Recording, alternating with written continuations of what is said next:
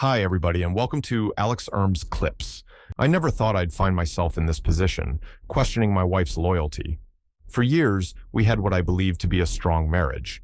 Sure, there were the usual ups and downs. Every couple has them. But I never doubted her love for me, until recently. It started about 4 months ago, with little things that wouldn't have raised alarms on their own. She began working out more often, which was great to see at first. "It's for my health," she said one day when I commented on her newfound dedication to the gym. I'd always thought she was beautiful just the way she was, but I encouraged her anyway. Then came the makeup. My wife has always been naturally stunning, and she never bothered much with heavy makeup or elaborate hairstyles. Now, she's spending more time in front of the mirror, experimenting with new looks, curling her hair just so. When I teased her, trying to impress someone, she laughed it off. But it wasn't just that. She grew oddly protective of her phone, which was a stark contrast to how we used to be. We'd swap phones without a second thought, whether to check directions or snap a quick photo. Now, if I even reached for hers, she'd say, "Use yours." It's easier. It felt off. The changes didn't stop there. She started staying late at work more frequently and taking business trips, 2 of them in the past 4 months alone. The most recent trip was to a tropical resort. It sounded glamorous, but what gnawed at me was the company. Just her CEO, and a male colleague she used to talk about a lot. That stopped too, around the same time she started guarding her phone. I couldn't shake the gut feeling that something wasn't right. Even our intimacy had taken a nosedive. She stopped initiating completely, and when I tried, she either turned me down or seemed miles away. It was worse than outright rejection. Once, after another lackluster evening, I asked her if something was wrong. "I'm just exhausted," she said, sitting on the edge of the bed. "Work, the kids, working out. It's all catching up to me. I promise I'll do better." That promise felt hollow as the weeks passed with no change. One night, I sat in the quiet living room, replaying everything in my mind. The lack of intimacy, her new obsession with her appearance, the guarded phone. And then there was the colleague, a man I'd met a handful of times. Let's call him Jason. He wasn't particularly impressive at first glance, certainly not more attractive than me, but he had a polished air about him. Sharp suits, easy charisma. He also made significantly more money than I did, and I knew my wife sometimes worried about our financial future. "Why don't you try something else?" she'd suggested once, referring to my career as a fighter trainer. I loved what I did, but I knew it wasn't lucrative. Now, Jason was on her radar, and I couldn't ignore the signs. A friend of mine, after hearing my concerns, advised, "Start keeping track. Gather evidence. Don't confront her unless you're sure." I hated the idea of snooping. It felt like crossing a line. But what choice did I have? That's when I checked our cell phone account. It didn't take long to find it. A series of late-night texts, hundreds of them, all to the same number. My heart sank. The next morning, she casually mentioned a potential girls' trip to Vegas. "It's with some old college friends," she explained over coffee, her tone light, almost too light. "Sounds fun," I said, trying to keep my voice steady. But I couldn't shake the feeling that this was another piece of the puzzle. Later, when she was in the shower, I did something I swore I'd never do. I went through her phone. Most of her messages were intact, except for one thread, the number from the late-night texts. It was completely gone.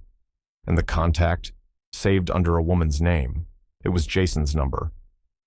I left the house to clear my head, pacing the streets until I felt steady enough to return. When I walked back through the door, the sight of her sitting on the couch, scrolling her phone as if nothing was wrong, made my chest tighten. I didn't confront her, not yet, but I knew this was far from over. I was caught in a whirlwind of emotions, anger, betrayal, and heartbreak, churning together into something I could barely control. Every fiber of my being screamed at me to confront her, to demand the truth. But the rational part of me knew that I needed to stay calm, to gather more evidence before making any moves. I wasn't just angry at her. I wanted to confront him, the man who dared to step into my life and wreck what I'd spent years building.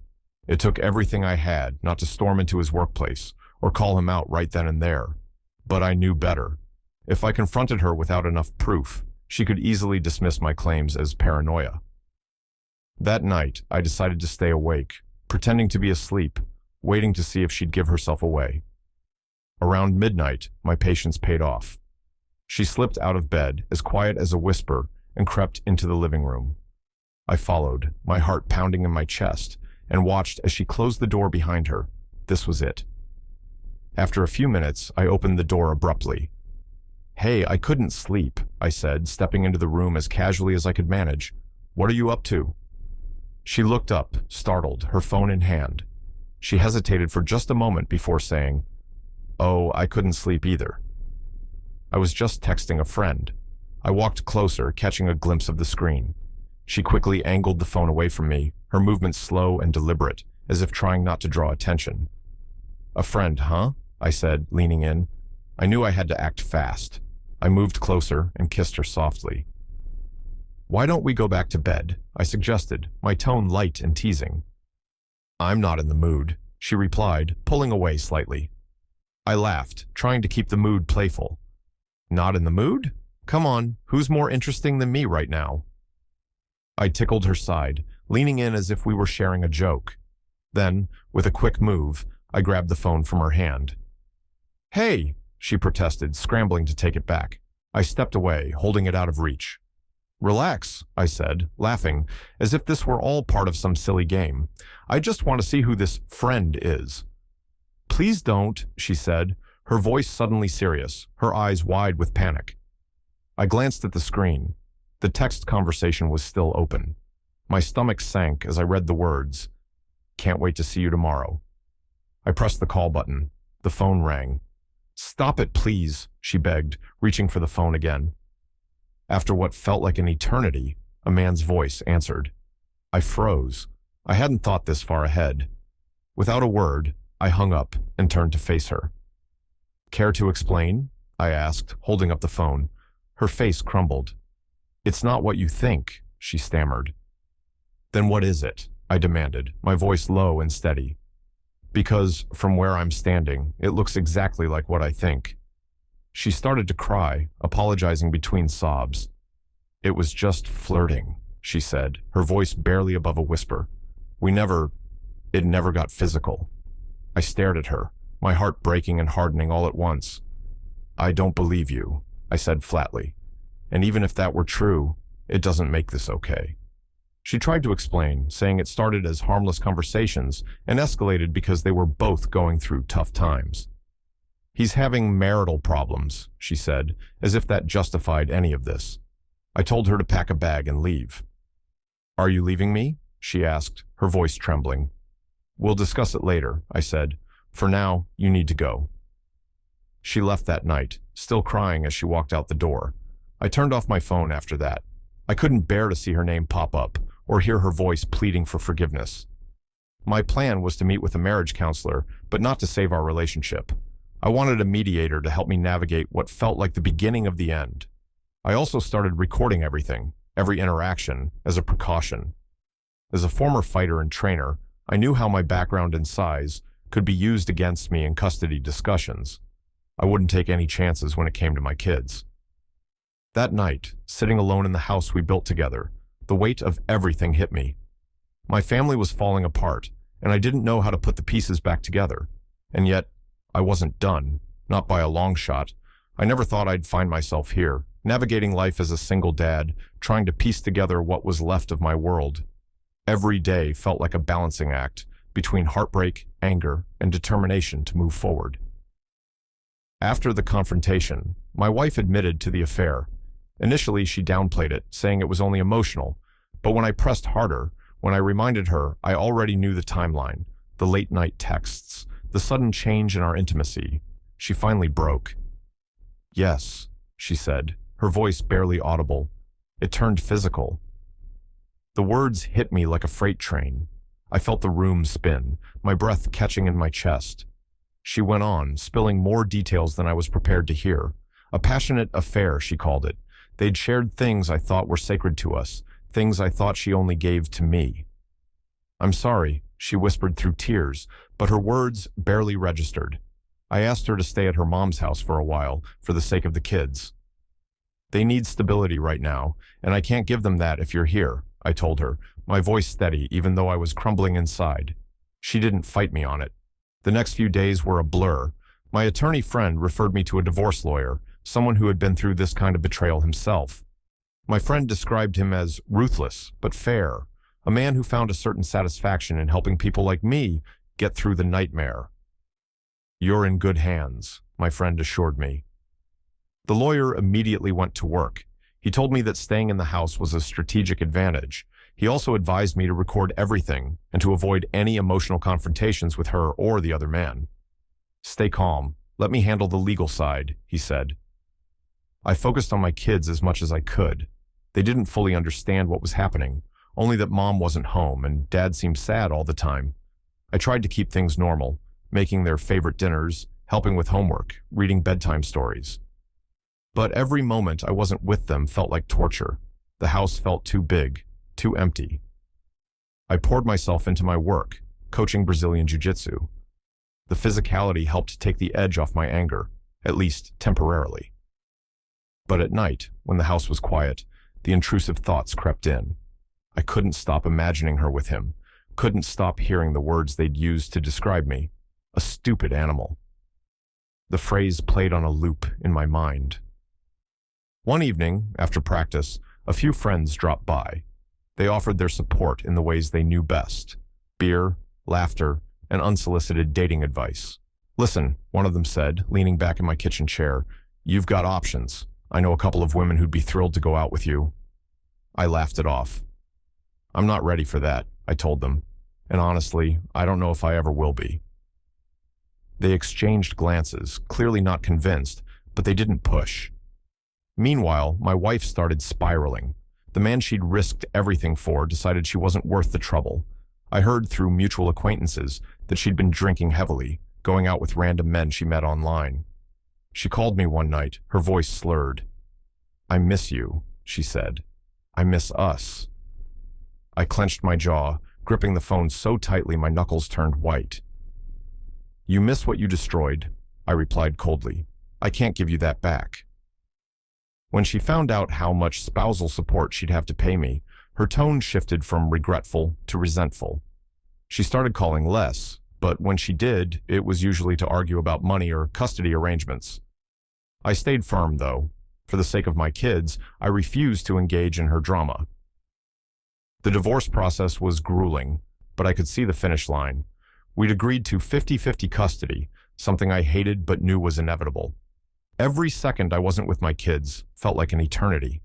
They were my anchor in all this, the reason I kept going. One day, while grabbing coffee at my usual spot, the barista, a sweet girl with kind eyes, paused after handing me my cup. "Hey," she said, tilting her head slightly.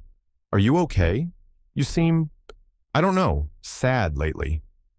Her words caught me off guard. I managed a small smile. "I'm okay," I lied.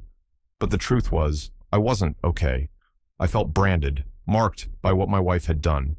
Everyone seemed to know, and while some offered their support, others looked at me with pity, as if being cheated on had somehow diminished me. For now, I wasn't ready to move on. The idea of dating felt foreign, like trying to speak a language I hadn't used in years. I wasn't the same man I used to be, and I wasn't sure if I ever would be again. But I knew one thing: I'd keep fighting. For my kids, for myself, for whatever life had waiting for me on the other side of this storm. In the months following the divorce, I had a few small victories, the most notable being a few of the fighters I coach doing incredibly well on a public stage. It was the first spark of excitement I'd felt in a long time, something to be proud of, something that reminded me of my worth. But even then, I knew that I was still in the midst of processing everything. I've often wondered what I'll do next. At some point, I have to snap out of this fog, pick myself up, and move on. But that motivation, that drive to move forward, hasn't fully returned yet. It's hard. I did, however, take action in one area that brought me some peace. I reached out to the other man's wife. I had a mutual acquaintance contact her, and I made sure she saw the proof I had. It wasn't easy to do, and I hesitated for a long time. But I couldn't just let him get away with it, with no consequences. At first, she didn't believe it, but over time I heard through the grapevine that things were falling apart for them. He'd moved on, but she was left dealing with the mess. In a strange way, that brought me some small comfort. There's a girl I met through some friends, someone who caught my eye. She's stunningly beautiful, and I'll admit, I've thought about her a lot. But there's a catch. She's about 14 years younger than me. I'm not sure if that's a major issue, but after everything I've been through, I feel my confidence has been shaken. I can't help but think she might be out of my league. Still, it's something to consider.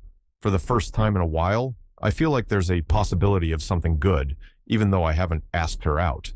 The last 6 months have been a roller coaster.